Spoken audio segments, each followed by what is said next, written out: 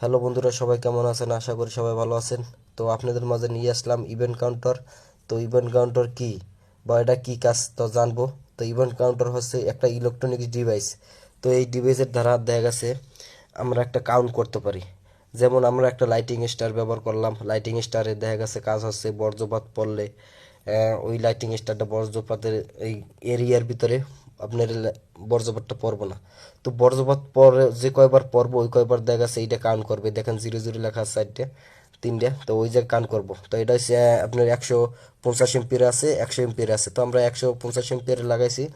তো এটার দেখা গেছে অতিরিক্ত কারেন্ট হলে এটা দেখা গেছে মাটির নিচে কারেন্টটা চলে যাবে। তো একটা বজ্রপাতে কিন্তু অনেক ধরনের অনেক ভোল্টেজ থাকে, অনেক কারেন্ট থাকে।